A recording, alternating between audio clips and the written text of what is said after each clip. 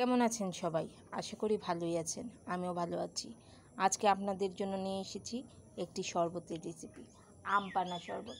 এখন যেহেতু কাঁচা আম পাওয়া যায়, তাই চেষ্টা করেছি কাঁচা আমের শরবত তৈরি করে দেওয়ার জন্য। তাহলে কথা না বাড়িয়ে রেসিপিতে চলে যাই।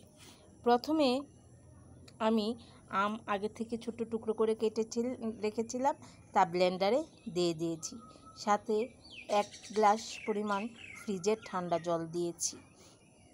পরে লেবু চিপে দিয়েছি, একটা কাঁচামরিচ দিয়েছি, তার সাথে গোটা কয়েকটা কিশমিশ দিয়েছি এবং স্বাদ মতো চিনি দিয়েছি, সামান্য পরিমাণ লবণ দিয়েছি আর ভাজা জিরে দিয়েছি। তারপর ব্লেন্ডারে ভালোভাবে মিশিয়ে নিয়েছি। আমি যখন পরিবেশন করেছি তখন উপর দিয়ে কয়েকটা বরফের টুকরো দিয়ে দিয়েছি। তারপর আবার একটা লেবু চিপে দিয়েছি। আবার ব্লেন্ডারে কয়েকটা আমের টুকরো দিয়ে দিয়েছি। সাথে 1 চা চামচেরও কম টক দই দিয়েছি, স্বাদ মতো লবণ দিয়েছি এবং ভাজা জিরে দিয়েছি। জিরে দিয়ে একটা কাগজি লেবু চিপে দিয়েছি। ব্লেন্ডারে ভালোভাবে মিশিয়ে নিয়েছি। তারপর যখন পরিবেশন করেছি তখন তার উপর বরফ কুচি দিয়ে দিয়েছি এবং বরফ কুচির সাথে আমি উপর দিয়ে ভাজা জিরে দিয়ে দিয়েছি।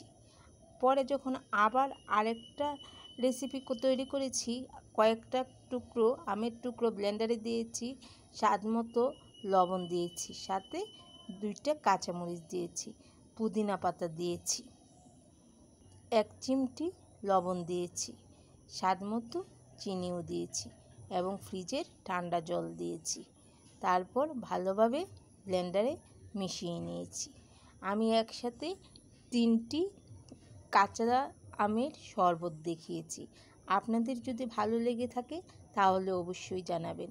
আমি এই শরবতের রেসিপিটা আমাকে অনুরোধ করেছিল সেই সুদূর সুইডেন থেকে। তার কথা রাখার চেষ্টা করেছি। যদি ভালো লেগে থাকে তাহলে অবশ্যই কমেন্ট করবেন। আমার তো ভালো লেগেছে, আশা করি আপনাদেরও ভালো লাগবে।